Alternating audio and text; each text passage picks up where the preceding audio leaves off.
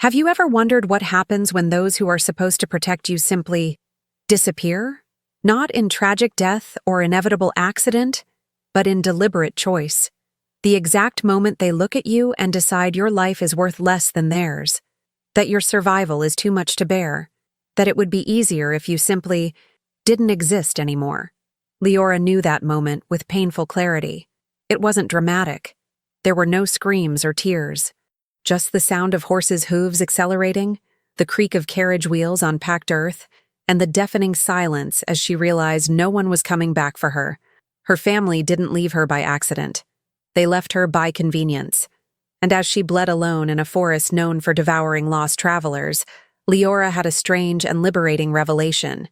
You can't be abandoned by people who never truly had you. You can't lose love that was never given. Betrayal hurts less when it finally confirms everything you've always suspected about your own worth, or lack thereof. But here's the truth. No one tells you about hitting rock bottom. Sometimes when you're at your darkest, most broken, closest to the end, that's exactly when something impossible finds you. Something wild, dangerous, with eyes that glow amber in the darkness and instincts that should make it kill you. But they don't. Because while Leora crawled through the eternal forest, waiting to die, another being was dying too, slowly poisoned, abandoned by hope, convinced that the universe had nothing left to offer but pain.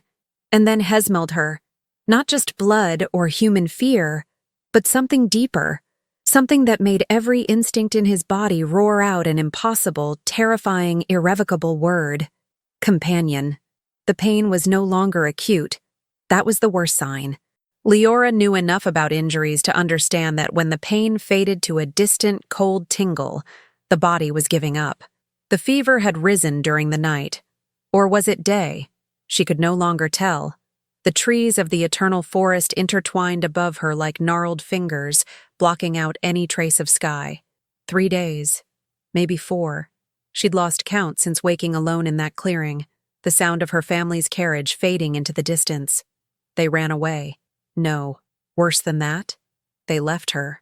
The memory still stung more than the infected cut on her thigh. The bandits had appeared out of nowhere, dirty men with rusty knives and hungry eyes. Her father had shouted something incomprehensible, whipping the horses. Leora remembered stumbling as she tried to climb into the moving carriage. She remembered her stepmother's hand, not pushing her in, but pushing her away. She remembered her father's eyes meeting hers for a second, and the decision he had made in them. She's not worth the risk. The bandits hadn't even touched her. They'd laughed when the carriage disappeared, leaving her behind like unwanted baggage. One of them had even thrown an empty canteen in her direction before moving on to more valuable prey. Leora didn't know if her family had escaped. She didn't know if the bandits had caught up with them, and the darkest part of his soul whispered that he didn't care. Now, crawling between twisted roots, Leora felt her fingers sink into the damp earth. The wound on her leg throbbed with every movement. She had ripped the hem of her dress to make a makeshift tourniquet, but the fabric was soaked with blood and something yellowish that shouldn't be there. Infection. Fever. Alone in the most dangerous forest in the kingdom. Dying here would be almost poetic, she thought, with a hoarse laugh that sounded more like a sob. The unwanted daughter, finally out of the way. She should have been terrified. She should have been crying, begging for help. But Leora discovered something disturbing about herself in those lost days. Anger burned brighter than fear.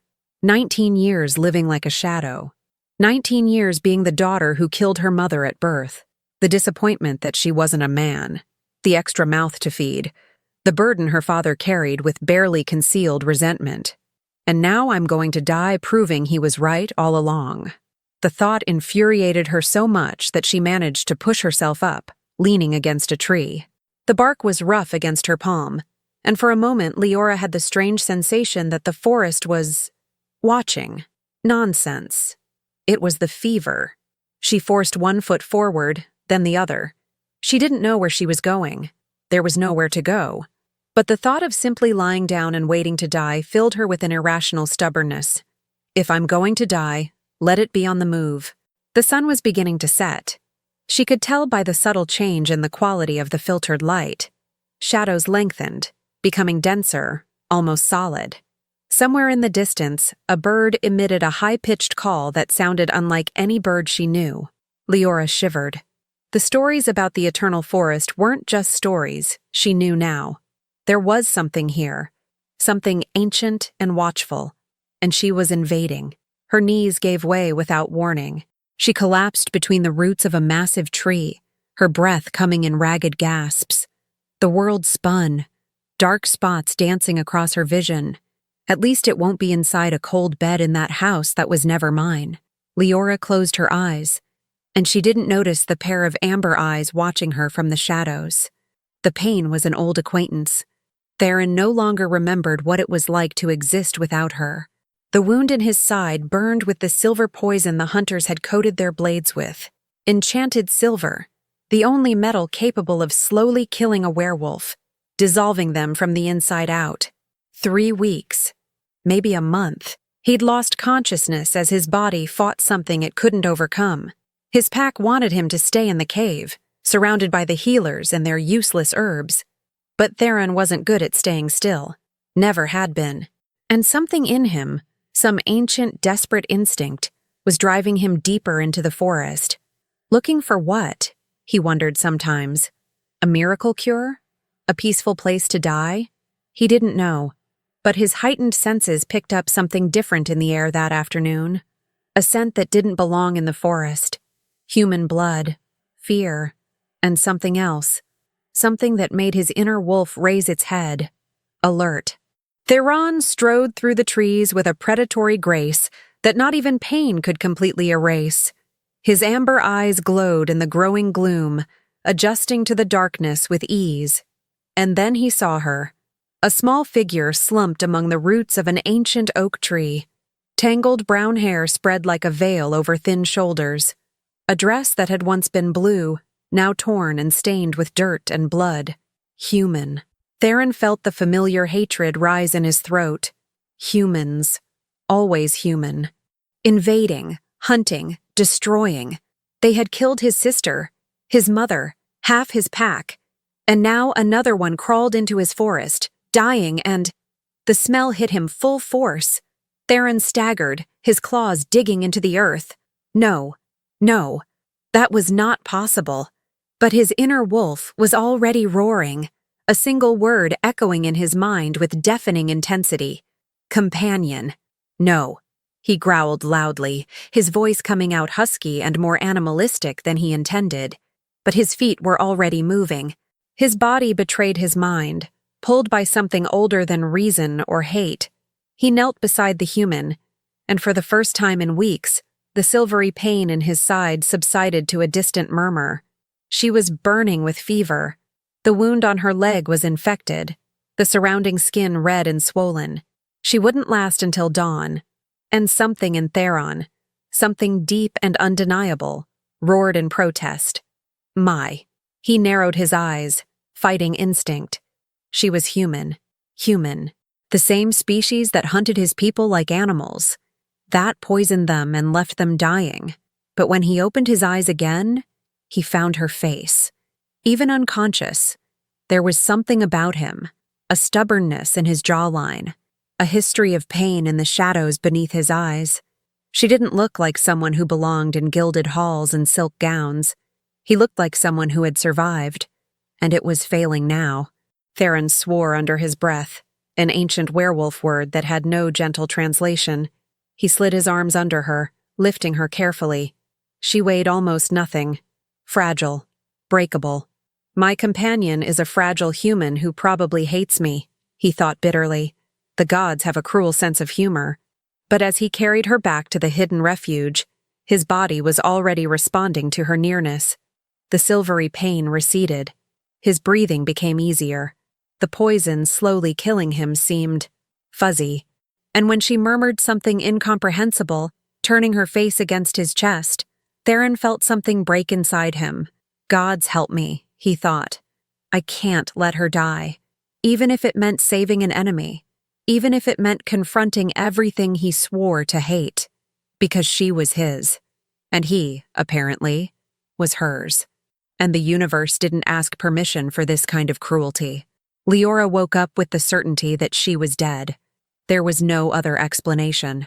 The ceiling above her was made of dark stone and intertwined roots. A fire crackled somewhere nearby, casting dancing shadows. The air smelled of damp earth, bitter herbs, and something musky she couldn't quite place. And it didn't hurt. Well, it hurt. But it was a dull, distant ache, not the burning agony that had accompanied her for days. She tried to sit up and a low growl froze her in place. Leora turned her head slowly and found amber eyes shining in the dim light. Her heart raced. For an endless second, all she could process was big, dangerous, predatory.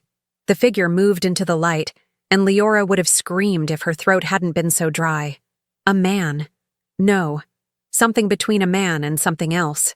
Tall, broad-shouldered, muscles defined beneath tanned skin marked by scars. Dark hair fell tousled to his shoulders. And those eyes, those amber eyes that weren't human. She knew the stories. Everyone knew them.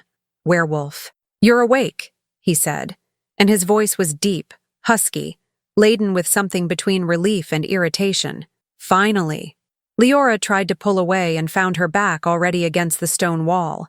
Her leg was expertly bandaged, the cloth clean and smelling of medicinal herbs. "You'll have to forgive me for not jumping for joy," she managed, her voice coming out firmer than she'd expected. "Usually when I wake up in strange caves with mythical creatures staring at me, I tend to get a little nervous." His eyes narrowed. "Mythical creatures? Well, you're clearly not human, and considering the glowing eyes and the growl, I'm going to hazard a guess. Werewolf." For a moment, something that might have been humor flashed in his eyes. Or maybe it was just the light from the fire. "Clever," he said, but it didn't sound like a compliment. Most humans would be screaming right now. "I've screamed enough these past few days. I'm done." Leora forced herself to meet that amber gaze, even though every instinct screamed at her to look away. Showing fear to a predator was asking to be devoured. "You brought me here. You tended to my wound. Try. Why?" The question hung between them. He didn't answer immediately, and Leora noticed the tension in his shoulders, as if he were struggling with himself. "I'm still trying to figure it out," he finally said, and there was something so honest in those words that she blinked in surprise. Leora studied him more closely now that the initial shock had worn off. He was hurt. She could see it in the way he held his left side rigid, in the pallor beneath his tanned skin. And there was something in his eyes, a pain that wasn't just physical. "You're hurt," she said. "Observer." "Sarcastic," she retorted. "I didn't know werewolves had a sense of humor. Stories usually focus more on the ripping throats out, and less on the making sarcastic remarks. This time, she was sure. The corner of his mouth twitched. Almost a smile. Almost. "Your stories are full of lies. Considering I was left to die by my own family, I'm starting to think humans and lies go pretty close together, too." The words came out more bitter than she'd intended. Something changed in his expression. He tilted his head, studying her with an intensity that made her skin tingle. "Your family abandoned you," he repeated, not as a question. Keen perception. Leora shifted her gaze to the fire. "Bandits attacked our carriage. My father decided I was dead weight. Literally." The silence that followed was heavy. When she finally looked back, she found those amber eyes fixed on her with an expression she couldn't decipher. "Humans," he said. And there was so much contempt in the word that she almost recoiled. "They abandon their own. They kill for greed. They hunt for sport. Yeah, well, not all of us win kindness awards." Leora crossed her arms defensively. "But I guess werewolves are all saints, right?" "We're not." He moved closer, and Leora had to control the urge to shrink back. He was big, not just tall, but solid, powerful. And those eyes. "But we don't abandon our pack. We don't leave the weak to die." Weak. The word hit her like a slap. So it was pity? She lifted her chin, the familiar anger rising. The great wolf took pity on the pathetic human? No. The answer was so immediate, so intense that it silenced her. He was closer now, so close she could see the gold flecks in his amber eyes. It wasn't pity. So, what happened? He didn't answer. He just stared at her with that unsettling intensity, as if he were trying to solve an impossible puzzle. And then, as suddenly as he'd come, he retreated. "You need to rest," he said, turning back to the fire. "Your leg is still healing. You didn't answer my question." "I know." Leora clenched her fists. All her life, people had refused to answer her questions. They treated her as if she didn't deserve explanations, as if she didn't deserve to be seen. "What's your name?" she asked, changing tactics. He hesitated. From the angle of his face lit by the fire, she saw his jaw tighten. "Theron." "Theron," she repeated, testing the name. It fit him. Strong. A little dangerous. "I'm Leora." "I know." "How?" She frowned. "I've been unconscious." "You talked through your fever." He stirred something near the fire, a small cauldron that steamed with the scent of herbs. "You called for your mother. You begged your father to come back." A pause. "You cried when you realized he wasn't coming." Heat rose to her face, but it wasn't from the fire. Shame. She hated the vulnerability of it, of having exposed her deepest wounds to a stranger. "How lovely," she murmured. Nothing like humiliation to accompany almost dying. It wasn't weakness. He glanced at her over his shoulder. It was survival. You fought the fever for 3 days. Most would have given up. 3 days. She had been here for 3 days. "My family," she began, then stopped. Her family, what? Was they looking for her? The thought was almost funny. They've probably already told everyone I was killed by the bandits. And were they? What? The bandits. Did your family escape them? Leora blinked. She hadn't thought about that. For days, all her pain had been about betrayal, about being abandoned. But what if the bandits had reached the carriage? What if her father, her stepmother, her stepsisters? "I don't know," she admitted quietly. And then, even more quietly, "I don't know if I care." Theron turned fully now, studying her with that disconcerting intensity again. "You should sleep," he said finally, but his voice was softer, less rough. "I'll get you water and something to eat. You need to regain your strength. And then? After? After I regain my strength." Leora met his eyes. "What happens to me? You let me go? Keep me locked up? Me?" She swallowed, forcing herself to say, "Kill me?" Something passed over his face. Pain. Anger. She wasn't sure. "I'm not going to kill you, Leora." The way he said her name, as if he were tasting it, made something strange happen in her chest. "But letting you go," he looked away. "It's complicated." "Why?" "Because I can't." "No, he can?" She forced herself to sit up straighter, ignoring the twinge of pain in her leg. "Am I your prisoner then?" "No." He ran his hand through his hair in frustration. "You don't understand." "Then explain it to me." I can." His voice echoed through the cave, charged with something wild. He closed his eyes, and when he opened them again, they were shining brighter. "I literally can't. Every part of me screams to keep you close, to protect you, to—" He cut off abruptly. Leora felt her heart race. "For what?" "Forget." "No. You can't just play this and— You're my mate." The words burst out of him, and then he stood still, as shocked as she was. As if he hadn't meant to say it out loud, absolute silence. "You're— what?" Leora finally whispered. Theron turned, his back to her, his shoulders tense as stone. "Mate," he repeated, his voice hoarse. "My destined mate, the other half of my soul." A bitter laugh. "And you're human. The species that hunted my people for generations. The species that poisoned me and left me dying." Leora couldn't process it. Mate. She knew the legends. Everyone did. Werewolves had destined mates, connections that transcended choice or logic. And he was saying that "That's impossible," she whispered. "I know. It has to be a mistake." I don't— She struggled for words. "I don't want this." He finally looked at her, and the raw pain in his eyes nearly undid her. "Neither do I," he said softly. Believe me, neither do I. And somehow, that hurt more than any rejection from his family ever had. The next 3 days were the strangest of Leora's life.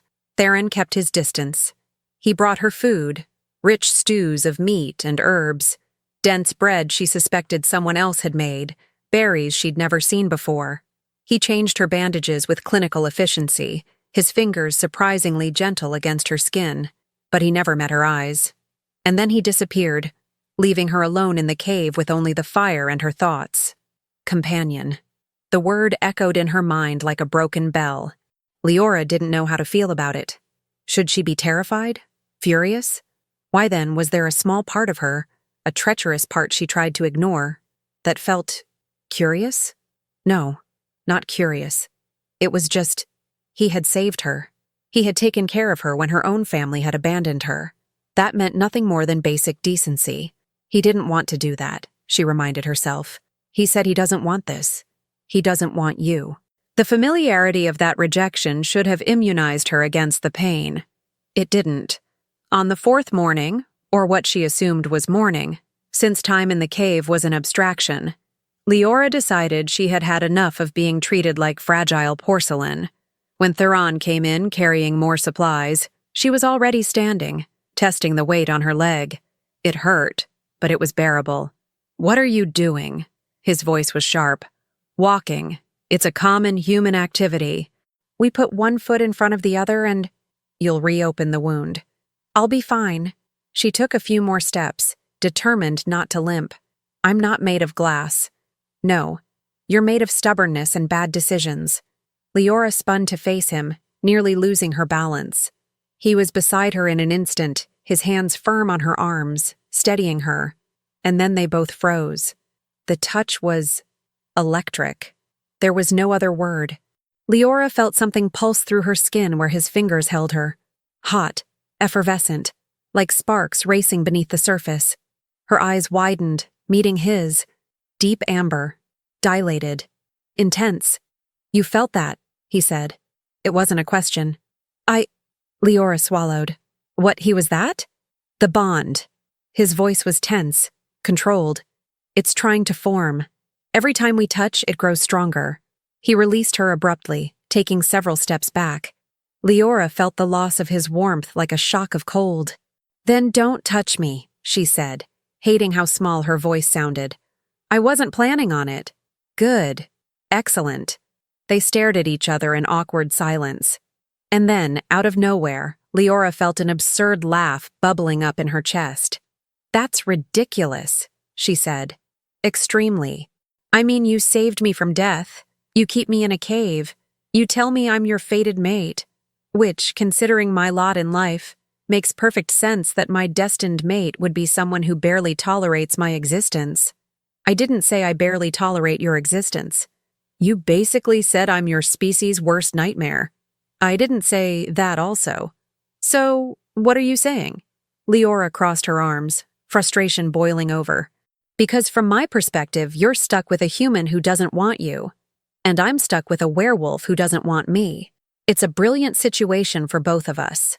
Theron ran a hand over his face, exhaustion evident in every line of his body. "It's not that I don't want you," he said softly. Her heart skipped a beat. "No? It's just that Noit should want you." He met her eyes. "My sister was killed by human hunters 2 years ago. My mother, 5 years before that. Half my pack was wiped out by humans who see us as monsters." His voice was thick with ancient pain. "And then the universe decides that my mate, the person destined to be my other half, is human. I didn't choose this," Leora whispered. "Neither do I." He sighed. "But here we are. So, what do we do?" "I don't know." Brutal honesty. "The bond will strengthen the more time we spend together. Eventually, separation will become painful, physically painful." "Are you saying I'm stuck with you? Permanently?" "I'm saying it's complicated." Complicated seems to be your favorite word. This time, it was definitely a smile. Small, reluctant, but real. "You're annoying," he said, but it didn't sound like an insult. "Thank you. I've been practicing all my life." The smile grew a little, and then faded as he looked past her, toward the cave entrance. His posture changed instantly, shoulders back, muscles tense, eyes alert. "Someone's coming," he said quietly. Fear ran cold down her spine. "Hunters?" "Pack." He didn't seem any more relaxed for it. "Stay behind me." "I am not—" "Leora." His name came out as a growl. "Behind. Me." There was something in his voice, pure command, alpha instinct, that had her legs moving before her brain could protest. She positioned herself behind him, suddenly acutely aware of how small she was in comparison. Voices echoed through the entrance. Male. Deep. And speaking in a language she didn't recognize. Harsh, guttural sounds, interspersed with growls. 3 figures entered the cave. Werewolves. All of them. She could see their eyes.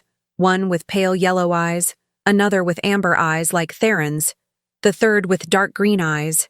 They were large, menacing, and staring right at her. Theron said something in their language, quickly and quietly. His posture was protective, blocking her from their view. The yellow-eyed werewolf replied, his tone questioning. He tilted his head, trying to look around Theron. Theron growled. A true animal sound that made every hair on Leora's body stand on end. The 3 visitors froze. "He's protecting her," the green-eyed one said, switching to common with a heavy accent. He looked amused. "Theron, you brought a human for refuge?" "Leave," Theron said, his voice deadly calm. "The council will want to know about this." I said, "Leave." The yellow-eyed one took a step forward, and Leora saw Theron's muscles contract, ready to attack. "Theron!" She placed her hand on his back without thinking, then froze as she felt his heat through his shirt, the tension vibrating beneath her palm. "No." He looked at her over his shoulder, and she saw something wild in his eyes. Something not quite human.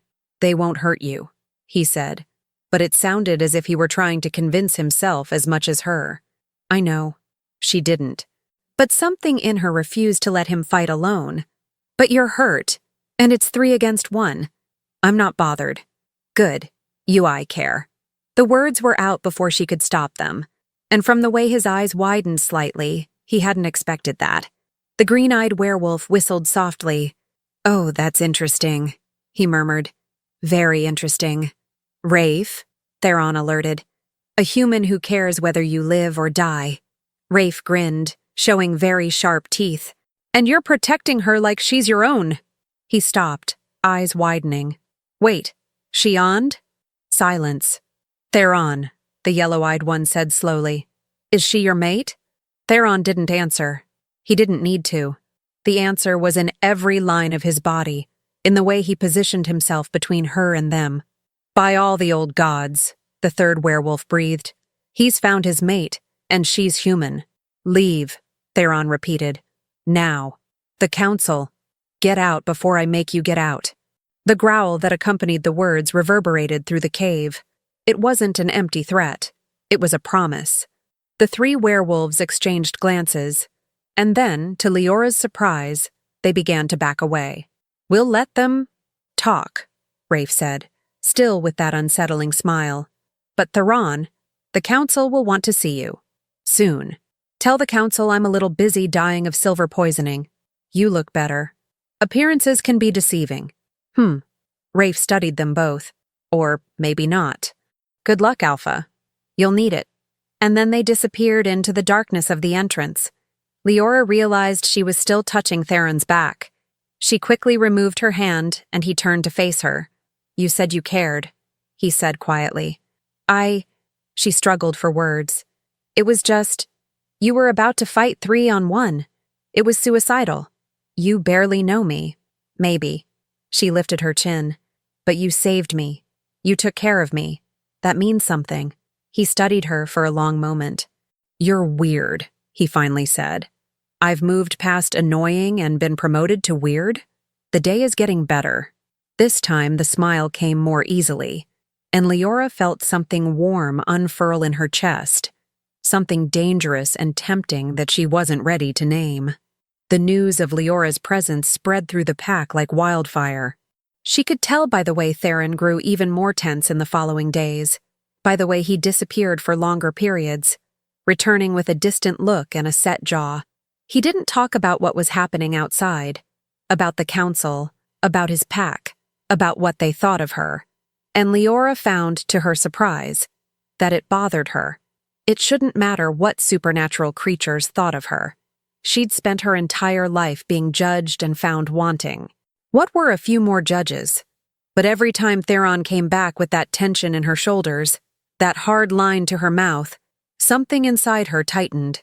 He's fighting for me, she realized with a start, against his own people. The realization was disconcerting and terrible, because Leora didn't want to be another burden in anyone's life. It had been long enough. "You should let me go," she said one night as he changed the bandages on her leg. The wound was healing remarkably quickly, something he attributed to their closeness, to the bond forming even against their mutual will. His fingers hesitated against her skin. "What? Your pack clearly doesn't want me here. And you—" She swallowed, forcing the words out. "You have enough to worry about. You don't need me complicating things further." Theron didn't answer immediately. He finished tying the bandage with deliberate movements, then sat back on his heels, studying her. "Where would you go?" he asked softly. The question hit her with unexpected force. Where to? She had no family who wanted her, no money, no skills beyond sewing and cleaning. A young woman alone on the roads would be— "I'd figure something out," she said, but the words sounded hollow even to her own ears. "You would die," bluntly, unkindly. "In a week? Maybe 2. You don't know that." "I know." His amber eyes pinned her in place. "The world out there isn't kind to women alone. Especially women without protection, without resources." A pause. "Without anyone who cares whether they live or die." The words should have sounded cruel, but there was something in his voice, something soft, almost concerned. "And do you mind?" She hadn't wanted to ask the question, but she came out anyway, vulnerable and exposed. Theron closed his eyes briefly, as if struggling with himself. When he opened them, there was something raw in them that made her heart race. "More than I should," he admitted. "More than is prudent." He stood, stepping away, putting distance between them as he always did when things got too intense. "The bond is growing stronger. I can't feel you now, even when I'm not near. Your pain, your fear, your—" He hesitated. "Loneliness." Leora wrapped her arms around herself. "That's not fair. You shouldn't have to carry my emotions. It's not about justice. It's about what end?" He turned to face her, and there was frustration in every line of his face. "Do you think I want to feel every time your heart races in panic? That you're afraid of me?" "I'm not afraid of you," she protested. "No?" Sharp skepticism. "You sleep on the other side of the cave. You flinch when I approach too quickly. I'm not afraid of you," she interrupted, her voice louder now, surprising them both. "I'm afraid of what you represent." Silence. He frowned. "And what do I repress?" "Choice." The word burst from her, laden with all the frustration and confusion of the past few days. "All my life, I've never had a choice about anything. Where to live, how to act, who to talk to. And now you're telling me we're mates. Destined. That there's some cosmic force tying me to you, and I have no say in it?" She felt tears sting, but pushed them back angrily. "That's not romantic, Theron. It's terrifying." He looked as if he'd been struck. His expression went through a range of emotions: surprise, understanding, and then something that might have been pain. "You're right," he said finally, his voice hoarse. "It's not fair." She hadn't expected that. What? "It's not fair," he repeated, taking a step toward her, and then another. Slow, deliberate, giving her time to back away if she wanted. "To either of us. I didn't choose a human mate. You didn't choose a werewolf." He stopped a few feet from her, close enough that she had to tilt her head back to meet his eyes. "But that doesn't change the fact that when you were dying, my body began to heal. For the first time in weeks, the silver pain receded." Leora blinked. "What?" "The poisoning." He placed his hand on her left side, where she knew the most serious wound was. "It was killing me. Slowly, agonizingly." And then I found you. And he trailed off helplessly. Did I help you heal?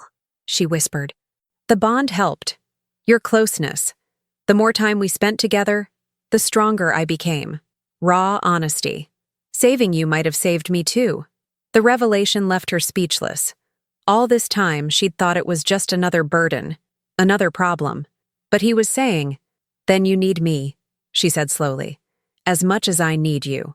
Yes. He didn't look away. But that doesn't mean you don't have a choice, Leora. No? You can leave here. Now, if you want. Every word seemed to cost him something. I won't stop you. I won't force you to stay just because my instincts scream to keep you close. He stepped back, putting distance between them again. I can give you supplies, a map, enough money to get to the nearest town. You can have your freedom. It was all she should have wanted. Freedom. Choice. The ability to decide her own destiny. So why did the thought of leaving here make his chest tighten painfully? What about you? She asked. If I leave, the poisoning will return. Simple, direct. Eventually, it will kill me. How long? Weeks, maybe months. He shrugged, as if talking about the weather. It doesn't matter. It doesn't matter? She took a step forward, sudden anger boiling. How can you say it doesn't matter? Because your freedom matters more. The words hit her like a physical blow. No one, nobody in her entire life, she had never put her needs before her own. And here was this practically stranger werewolf, offering to die so that she could have a choice. You're an idiot, she said, her voice shaking. He blinked, clearly not expecting that. What? A complete and utter idiot. She took another step, closing the distance between them.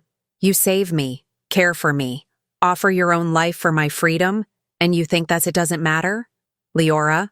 No. She poked his chest with her finger. You're not just going to give up and die because it's the right thing to do. She searched for the word. Stupid and selfish. Selfish? He looked genuinely confused now. Yes, because you're not giving me a choice anyway. You're forcing me to choose between my freedom and your life. What kind of choice is that? They stared at each other, both breathing heavily. Tension crackling in the air between them like electricity before a thunderstorm. And then, unexpectedly, his lips twitched. You just called me an idiot and selfish for offering to free you, he said slowly. Yes. So what? And you're right. The admission came with a reluctant smile. Absolutely right. Leora blinked, distraught by the sudden change. I am? You are. He ran a hand through his hair, that frustrated gesture she was beginning to recognize. I was trying to be noble, give you what I thought you wanted, without asking myself what I really want. Yes. He met her eyes. So I'm asking now, what do you want, Leora? The question hung between them, heavy with meaning. What did she want? A week ago, she was dying, abandoned, alone.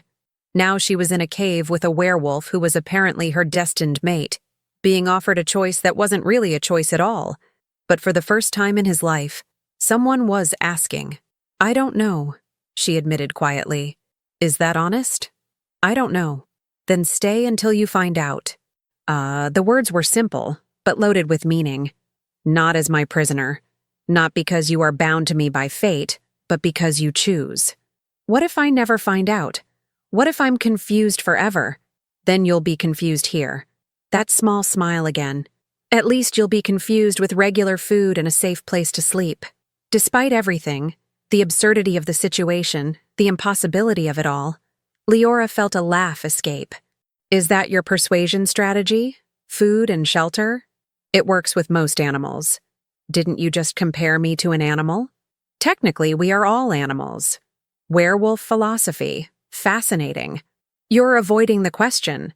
She was, because answering meant making a decision, and decisions were terrifying when you'd never been allowed to make them before.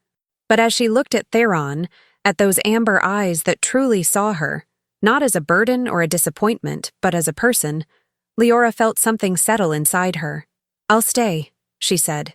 And then, before he could misinterpret, for now, until I figure out what I want. For now, he echoed. and there was something in his expression, relief, perhaps, or cautious hope, that made her heart leap. But, she added quickly, I need a few things. As answers. About you. About werewolves. About this pack that clearly hates me. They don't hate you. Theron.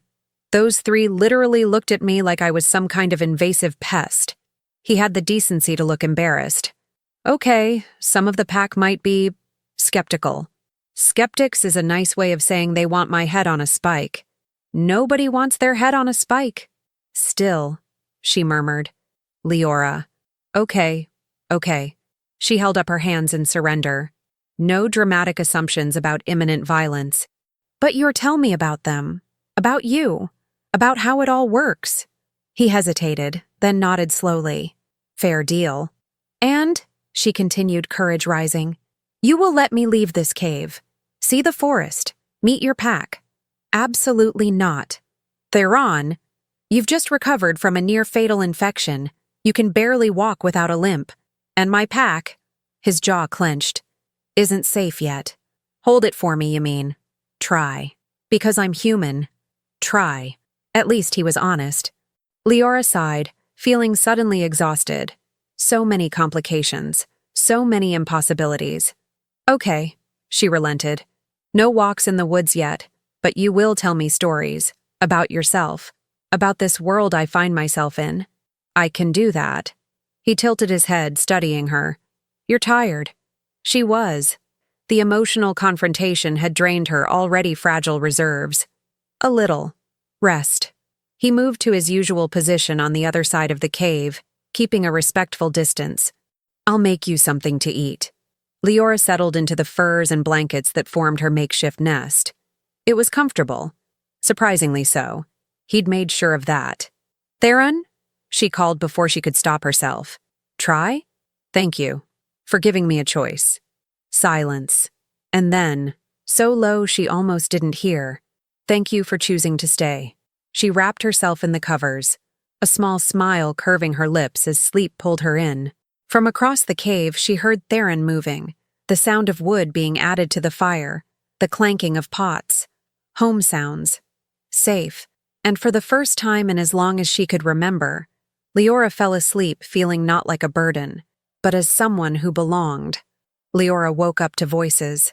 Not Theron's deep, familiar voice, but something different, higher, with a musical quality that made his ears tingle. Feminine. She sat up, disoriented, and found Theron near the cave entrance talking to a figure that made her breath catch. A woman, but not just any woman. She was stunning in a way that was almost painful to look at. Long silver hair that shone even in the dim light, moon-pale skin, and eyes. Leora had to blink twice. Her eyes were violet. Violet, real, not a trick of the light. And she was looking directly at Leora with an expression that might have been curiosity or judgment, possibly both. Theron realized she was awake and turned. Leora, this is Mira. She is... He hesitated, as if searching for words. Our healer. And my cousin. Family. Leora felt a sudden nervousness coil in her stomach. Mira took a step forward, moving with a predatory grace that immediately marked her as non-human. She tilted her head, studying Leora with disconcerting intensity. So, she said, voice like honey over blades, you're the human who has my cousin acting like a crazed wolf. Mira, Theron warned. What? It's true. She ignored him, focusing on Leora. Can I come closer? I won't hurt you. Healer's promise. Leora looked at Theron, who nodded slightly. She can help. Make sure your leg is healing properly. Okay, Leora said, her voice firmer than she expected. Mira approached and knelt beside her with fluid elegance. Up close, Leora could see that her violet eyes were flecked with silver, like stars in a night sky. May I? Mira asked, gesturing to Leora's leg. Try. Cold fingers touched her skin, and Leora flinched from the shock of the temperature. But the touch was gentle, professional, as Mira carefully unwrapped the bandage. She murmured. Interesting. What? Theron was beside them in an instant, concern evident. It's healing remarkably fast. Mira traced the wound with light fingers. Very fast for a human. It's the bond, Theron said tensely. Yes, I figured. Mira looked up, meeting Leora's eyes. Do you know what you are to him? His partner. He told me. And you stayed. It wasn't a question. Despite everything that probably terrifies you. Leora searched for words. He doesn't terrify me. No? A silver eyebrow rose. Werewolves usually terrorize humans. It's kind of our purpose. Mira, Theron growled. I'm just testing it, cousin. Mira turned her attention to her leg, rewrapping it with a new bandage she took from a pouch on her hip. You're lucky, human. The infection is completely gone. A few more days and you'll be walking normally again. Thank you, Leora said. Don't thank me. Thank the bond. Mira stood fluidly. That's what's keeping you both alive. What do you mean? Leora frowned. Mira looked at Theron. You didn't tell her? Mira, don't. He was dying, Mira said bluntly. The silver poisoning should have killed him weeks ago. But you... She pointed at Leora.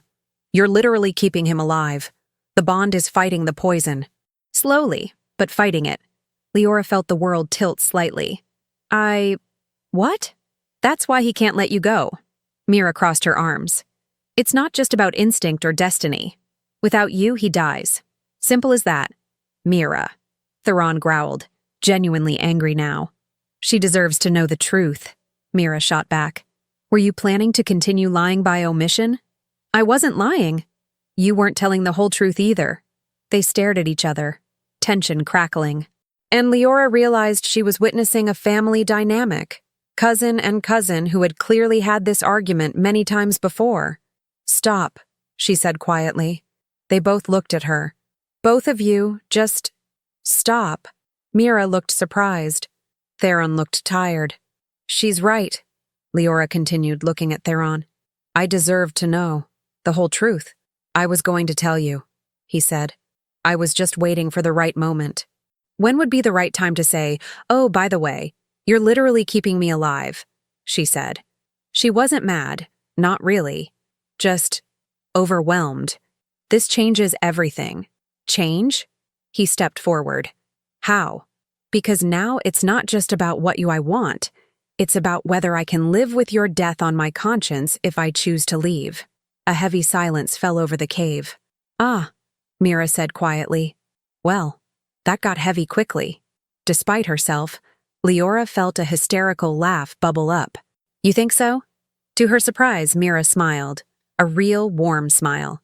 I like you, human. You have spirit. Leora, she corrected. My name is Leora. Leora. Mira tested the name. Beautiful. It means light, doesn't it? Try. Appropriate. Mira looked between her and Theron. Considering you're bringing my cousin back from the darkness. I'm not. You are, Theron interrupted softly. He was looking at her with that intensity that made her heart race. You are, Leora. The air in the cave suddenly felt very thin. Okay, Mira said, breaking the moment with clearly forced cheerfulness. I'll let you two figure out this. She gestured vaguely between them. But Leora? If you need anything, supplies, advice, or just someone to talk to other than my stoic cousin, I'll be around. Thank you, Leora said, genuinely grateful. Mira nodded, then looked at Theron. The council still wants to see you. They're getting impatient. To hell with them. Theron, I'm not leaving her alone here. Not until she's fully healed. The cave is safe. I can stay with it. No, Mira sighed. You're being impossible. I'm being cautious. You're being overprotective and irrational. Mira, I can hear you, you know. Leora interrupted. I'm right here. They both looked at her. And for the record, she continued, I'm not a child who needs a babysitter. If Theron needs to go to the council, he should go. I'll be fine. See? Mira smiled triumphantly at Theron. Even the human has more sense than you. Leora, Theron automatically corrected. And then he realized what he'd done and looked embarrassed. Leora felt warmth spread through her chest. He had defended her without even realizing it. Leora, Mira agreed, smiling. Sorry, old habits. It's okay. Leora met Theron's eyes. Go, talk to your council, solve what needs to be resolved. I really will be fine. He looked torn, conflict clear in every line of his face. I promise I won't let you get eaten by anything, Mira added dryly. Not even by your annoying brother if he decides to show up. Brother? Leora asked. A story for another day, Theron murmured. He looked at Mira. Do you swear you'll stay with her? I swear on the blood of the pack. Whatever that meant, it seemed to satisfy Theron. He nodded reluctantly, then looked at Leora. I'll be back in a few hours. If anything happens, I'll be fine, she insisted. Go. He hesitated a moment longer, then turned toward the exit.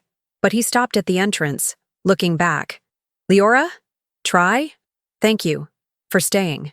And then he disappeared into the darkness, leaving her alone with her violet-eyed werewolf cousin who was smiling like she knew some hilarious secret. So, Mira said, sitting elegantly by the fire. Want to talk about how you accidentally became the most important thing in the life of the most stubborn werewolf who ever lived? Leora blinked. I'm not sure I want to. Bullshit. You're dying of curiosity. I can smell it. Can you smell curiosity? Werewolves can smell a lot of things. Mira blinked. It's both convenient and terribly invasive. Despite herself, Leora laughed. And as Mira began to tell stories about Theron, some embarrassing, some revealing, all clearly told with deep affection, Leora felt something loosen in her chest. For the first time in her life, she was making friends. With a werewolf, his life had become absolutely surreal. And strangely, she didn't mind at all. Leora discovered that Mira was an inexhaustible source of information. And most importantly, she didn't treat Leora as something fragile or dangerous. Just as a person. So, Mira said, stirring something aromatic in a pot over the fire. Do you want to know about the council or why my cousin acts like he has a twig stuck in an inconvenient place? Leora nearly choked on the water she was drinking. Did you really just... saying something inappropriate? Yeah. It's kind of my specialty. Mira smiled unrepentantly. Theron is all seriousness and responsibility. Someone needs to balance that. You two are close, Leora observed. It wasn't a question. She could see it in the way they interacted, in that ease born of years of familiarity. We are. Something softened in Mira's expression. He raised me, actually, after my mother died. Oh, Leora felt something tighten in her chest. I'm sorry. It was a long time ago. Mira poured the contents of the pot into 2 wooden bowls. Hunters. Same story as half the pack. She held out a bowl to Leora. Eat. This will help with the healing. The stew smelled heavenly. Herbs she didn't recognize. Tender meat. Vegetables that still held their texture. Leora took a spoonful and had to suppress a groan. That's amazing. The secret is in the forest herbs. Mira sat cross-legged, surprisingly agile. So, questions? I know you have them. All humans do when they find out about us. Leora hesitated, then decided on honesty. Why do you hate humans so much? Mira didn't back down from her bluntness. Hate is a strong word. We're suspicious. Rightly so. She took a spoonful of stew. Imagine generations of being hunted like animals. Your homes burned. Your family killed for sport or fear, or simply because you exist. Her violet eyes met Leora's. Do you still want to know why? But not all humans are like that, Leora protested weakly. No, but enough are. Mira tilted her head. You look different. Broken in ways I recognize. The word should have hurt. Instead, it sounded like understanding. My family saw me as a burden, Leora said quietly. I was never enough, never the right daughter. And yet, when given the choice between freedom and being with a werewolf you barely know, Mira trailed off. I was, Leora finished. Stupid, probably. Or brave, Mira smiled. Theron thinks he's brave. But you? You're choosing to stay in a world you don't understand, with creatures most of your kind fear, for a man who's half beast. She tilted her bowl in greeting. That's true courage, Leora. Warmth spread through Leora's chest. When was the last time someone had called her brave? Tell me about the council, she urged, changing the subject before her emotions overwhelmed her. Mira grimaced. Old, bored politicians who think they know best. Basically the same in any society. She paused. But they're powerful. And divided over you. Divided? Some think you're a threat. Others think you're an opportunity. And a few, Mira met his eyes, think you're a miracle. Miracle? Leora almost laughed. Me? You're healing our alpha, the man who holds this pack together. Mira leaned forward. Theron isn't just a leader, Leora. He's the glue, the protector. When he started dying, we all felt it. And now, for the first time in weeks, he's getting better. She pointed at Leora. Because of you. The responsibility of it was overwhelming. I didn't ask for this. None of you asked. Genuine kindness. But here you are, and now you have to decide what to do about it. He said I have a choice, Leora muttered. And it does. It always will. Mira paused. But choices have consequences. You staying saves his life. You leaving? She let the silence speak for itself. So it's not really a choice, is it? It's not that simple. Mira set her bowl aside. The bond works both ways, you know? He's healing you as much as you're healing him. Your leg should have taken weeks to heal. It's taking days. Your strength is returning faster than it should. Her violet eyes gleamed. If you leave, you lose that too. You go back to being fragile. An ordinary human in a dangerous world. Leora hadn't thought about that. She looked at her leg, at the clean bandage where the infection had been. Mira was right. He was healing too fast. Then we're stuck with each other, she said quietly. Or freed together. Mira stood fluidly. It depends on how you look at it. Before Leora could respond, sounds came from the entrance. Heavy footsteps, controlled breathing. Theron entered, and one thing became immediately clear. The meeting had not gone well. His jaw was clenched, shoulders tense, and there was something wild in his eyes. Something that made the wolf inside him more visible than the man. Theron? Mira stood, concern evident. He didn't answer. His eyes met Leora's, and something in that look made her heart race. Not with fear, but with something more complex. What happened? Leora asked. The council wants to meet you. His voice was hoarse, strained. Tomorrow. No negotiation. Heavy silence fell. That's... Mira began. Bad idea. Theron finished. I know. I told them so. And? And they didn't care. He ran a hand through his hair, frustration clear. They're questioning my leadership, saying I'm putting human above pack. Technically you are, Mira pointed out. Mira. What? It's true, and I'm not saying it's a bad thing, she added quickly. But they have a point. You've been acting different. Because I'm dying. No more. Because that. Mira gestured to Leora.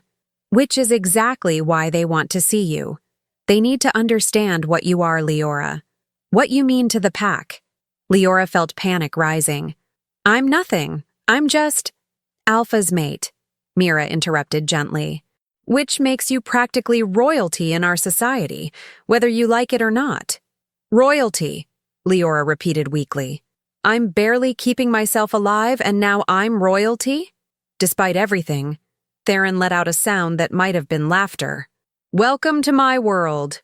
Their eyes met across the cave, and something passed between them, a shared understanding of the absurdity of it all. Two strangers thrown together by fate, trying to make sense of the impossible. Okay, Leora said, surprising herself. I will. Leora? No. She forced herself to stand, ignoring the twinge in her leg. You said I have a choice, so I'm choosing. I'll meet your council. Face your pack. She lifted her chin. I won't be the reason you lose your leadership. Theron crossed the cave in 3 long strides, stopping very close to her. Close enough that she had to tilt her head back to meet his eyes. You don't have to do this, he said quietly.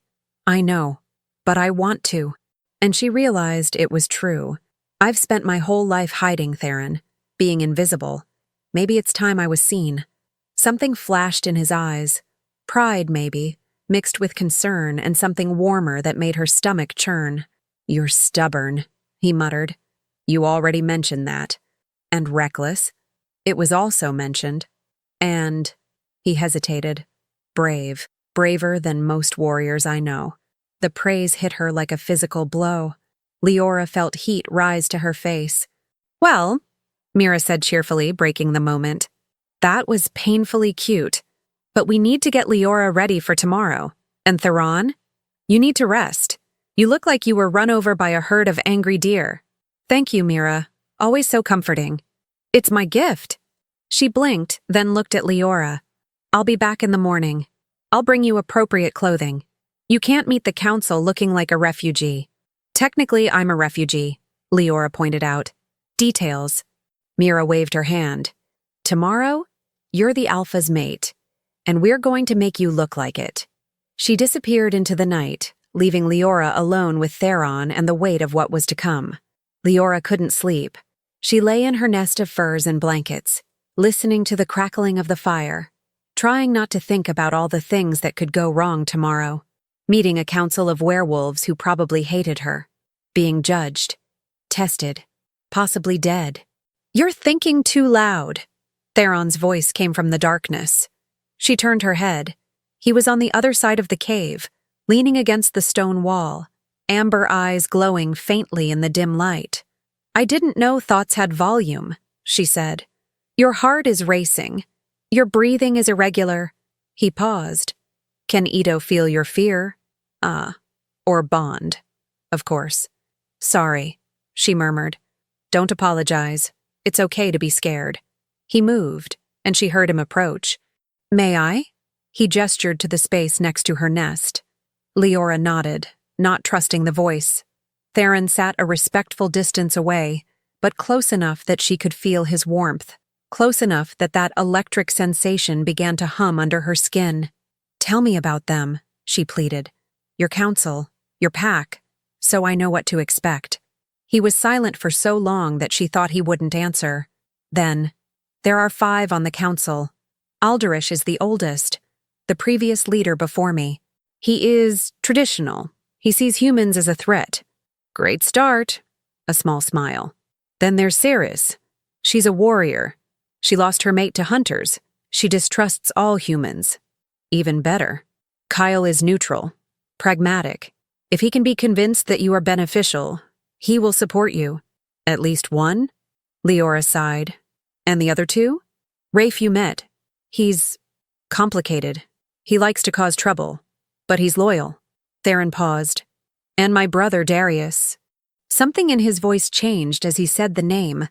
"You and your brother don't get along," Leora observed. "Darius thinks he should be Alpha. He's older, stronger in some ways." Theron looked at his hands. "But strength isn't everything in leadership." "He'll hate me," Leora said. It wasn't a question. "He'll test you, taunt you, try to make you show weakness." Theron finally looked at her, and there was raw concern in his eyes. "Don't let him intimidate you. Don't show fear.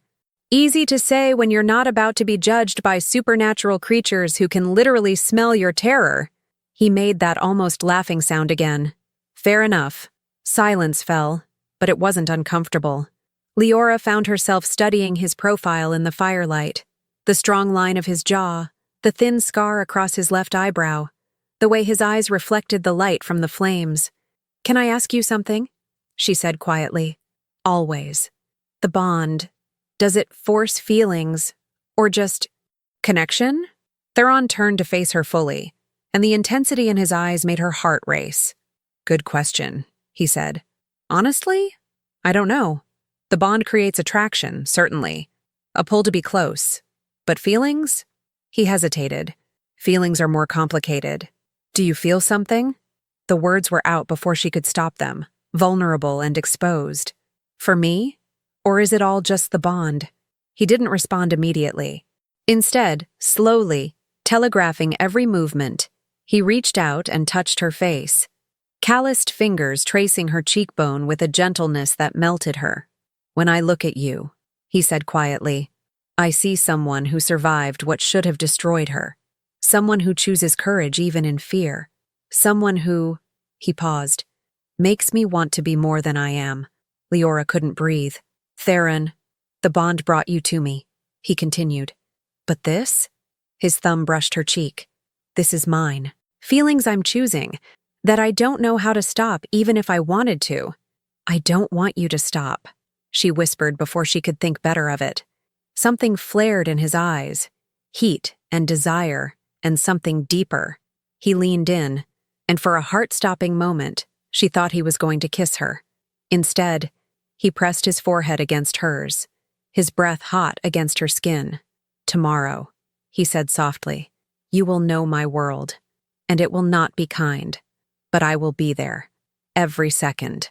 I swear. Alpha's promise? She tried for levity, but her voice shook. Promise of a man who is beginning to realize that you are more important than his next breath. The weight of those words hung between them, heavy with meaning and possibility. And when they finally parted, when Theron returned to his side of the cave with obvious reluctance, Leora curled up in her blankets, her heart racing and something warm blooming in her chest. Something that could have been hope, or maybe, just maybe, the beginning of something more.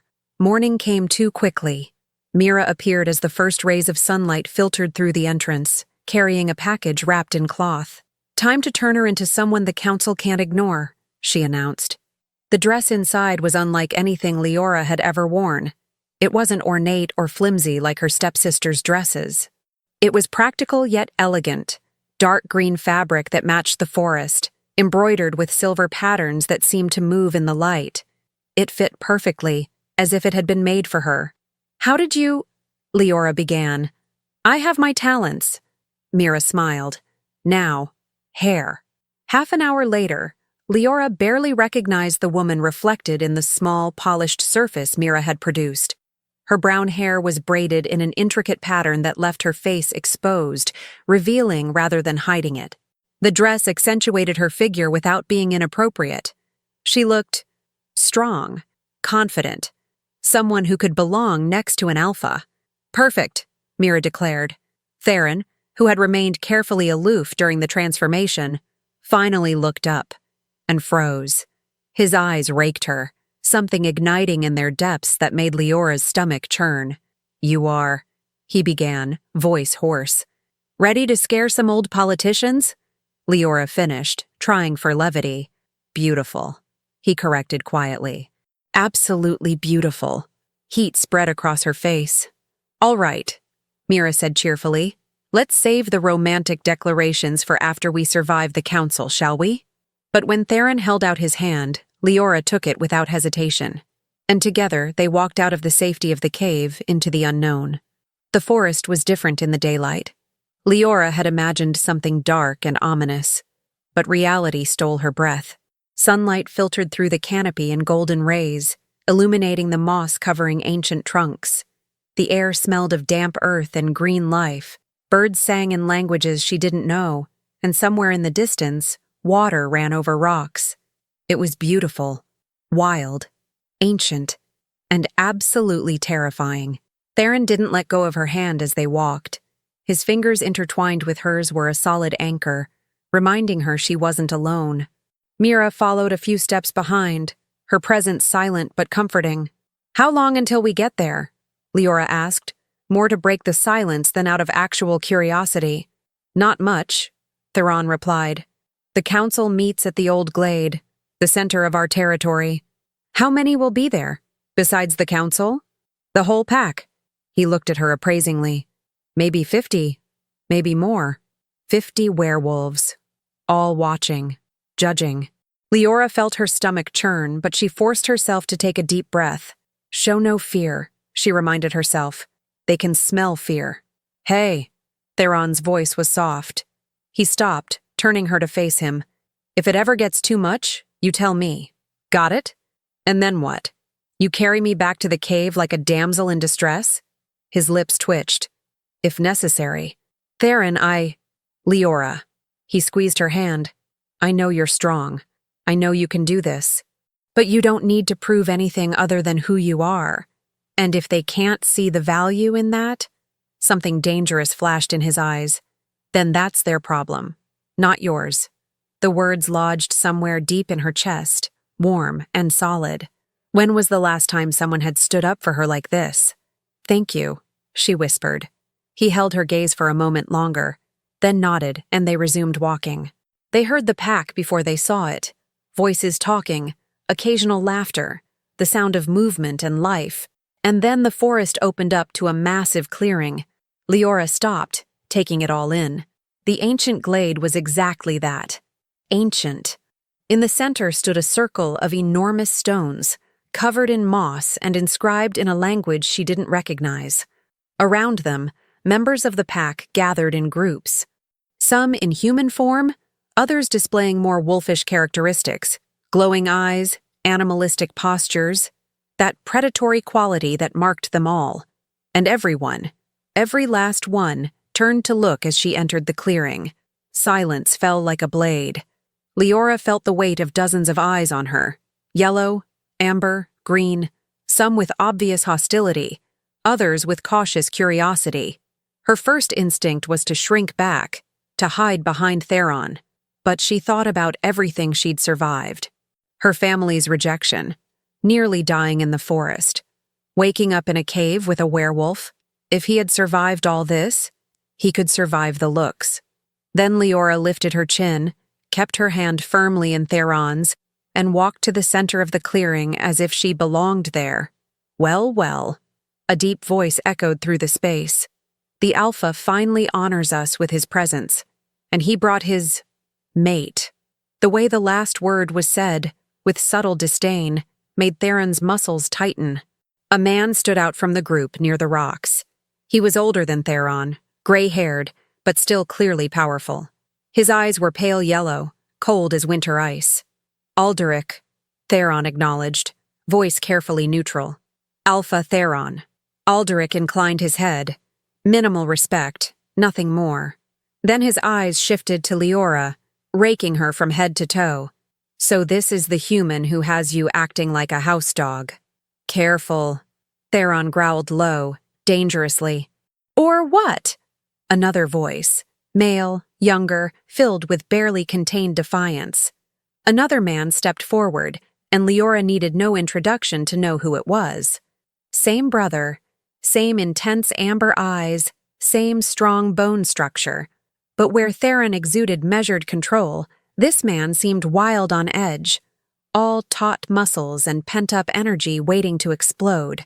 Darius, Theron said, and there was history in how he said the name. Years of tension and unresolved resentment. Brother. Darius smiled, but there was no warmth in it. You actually brought your little human to show us? How brave. She has a name, Leora said before she could stop herself. Absolute silence. Then Darius laughed, a harsh, humorless sound. She speaks, and with spirit. He took a step closer, and Leora felt Theron shift subtly, placing himself slightly in front of her.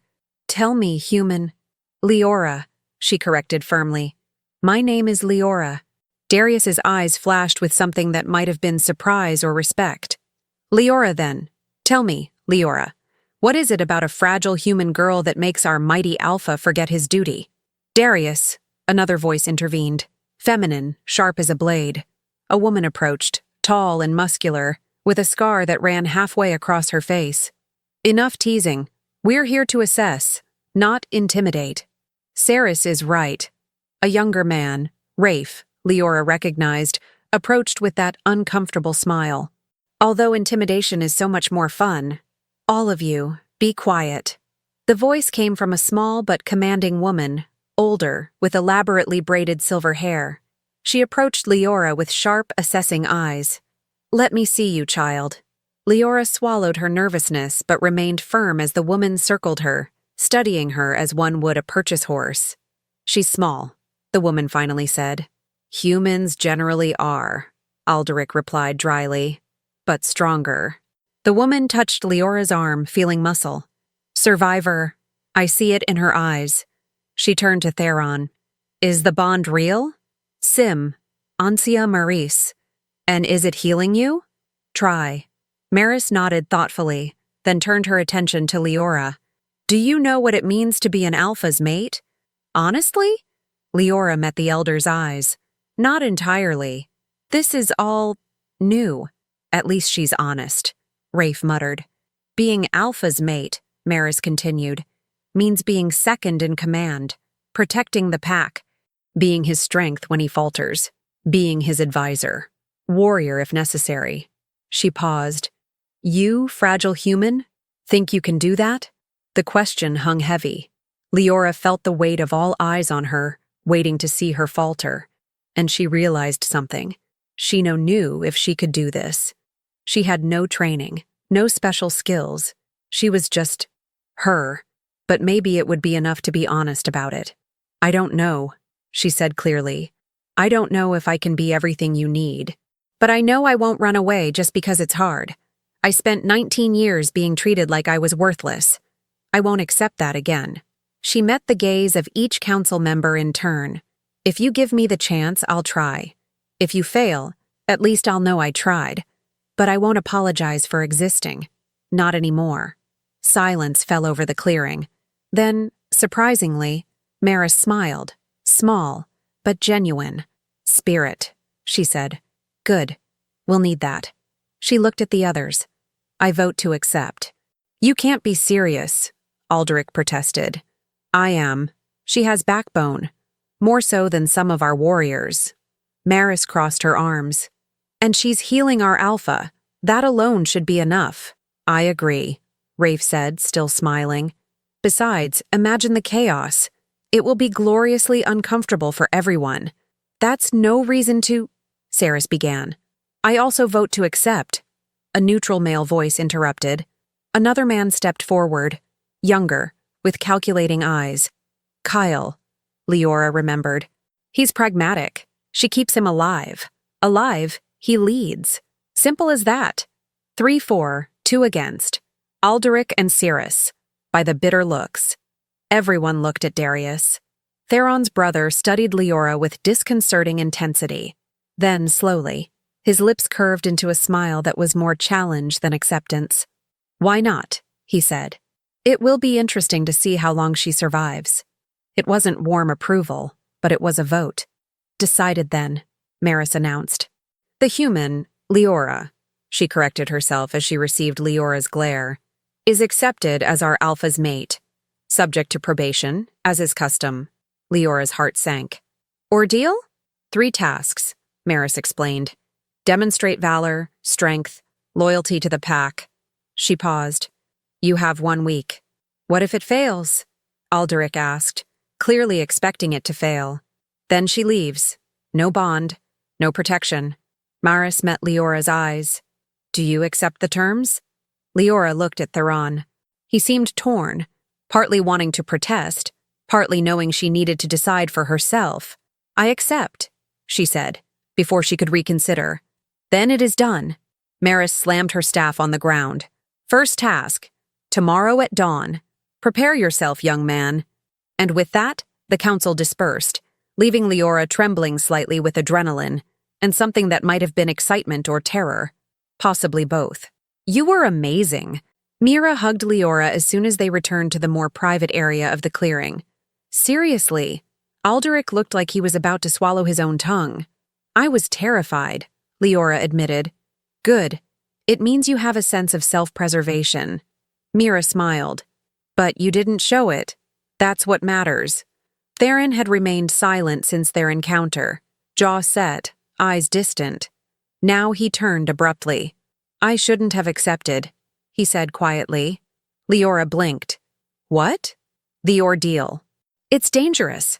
Aldrich will ensure the tasks are impossible. So you wanted me to refuse? To leave? I wanted… He cut off, frustration clear. I don't know what I wanted, but not this. Well, too late. Leora crossed her arms. I've already accepted, and I'll complete your tasks. You don't understand what you're asking. Then explain it to me. She stepped forward, tired of being shielded from information. Stop treating me like I'm going to break. I'm stronger than I look. You bet that is. He ran a hand through his hair, that frustrated gesture she recognized. That's exactly why I'm worried. You're going to push yourself over the edge trying to prove something. I'm not trying to prove anything. I'm trying to survive. She met his eyes.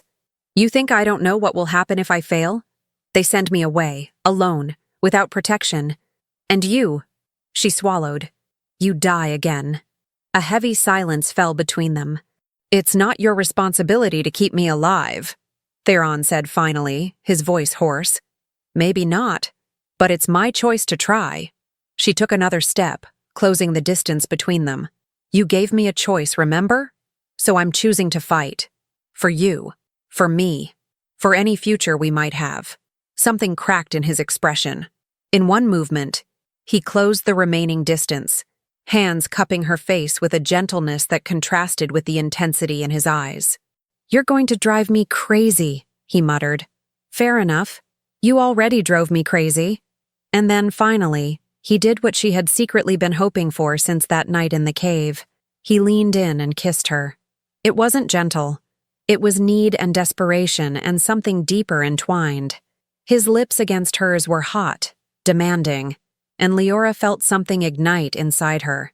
Something that went beyond bond, beyond destiny. That was choice. Hers. His. Together. When they finally broke apart, both breathing heavily, Theron pressed his forehead against hers. Don't die, he whispered. Don't make me watch you die. I don't plan on it, she promised. But Theron, you have to trust me. Trust that I can do this. He closed his eyes briefly, then nodded against her. I'll try, he said. Even if it kills me. Dramatic. Learned from the best. She laughed, the sound soft and genuine, and he felt some of the tension drain from them both. So, Mira interrupted from across the clearing, where she was strategically not looking, is someone going to tell me what the first task is? Or are we just going to ignore this and focus on the kiss? Leora felt heat rise to her face. Did you see that? Honey, Packhole saw. Heightened senses, remember? She blinked. But don't worry, it was terribly romantic. Very gossip-worthy. Great, Leora murmured. Just what I needed. More attention. Welcome to the life of an alpha's mate. Mira smiled. Privacy is a foreign concept. Theron growled something at his cousin, but there was no real irritation. And when his fingers found Leora's again, intertwining naturally, she felt something settle in her chest. This wouldn't be easy. The tasks would be dangerous. The pack was still divided over her. But for the first time in her life, Leora had something to fight for that was entirely hers. And she wasn't going to give up without a fight. And so ends the journey of Leora, the abandoned girl who discovered that sometimes fate has better plans than ours. But the story is just beginning. Leora must still face 3 impossible tasks to prove her worth to the pack. Theron must choose between protecting his heart or opening it wide. And Darius, well, Theron's brother clearly has his own agenda, and not all of it seems friendly. What did you think of this story? Is Leora being overly brave or just realistic about her options? Is Theron right to be overprotective, or should he trust her more? And most importantly, what do you think will be the first task the Council will throw at Leora?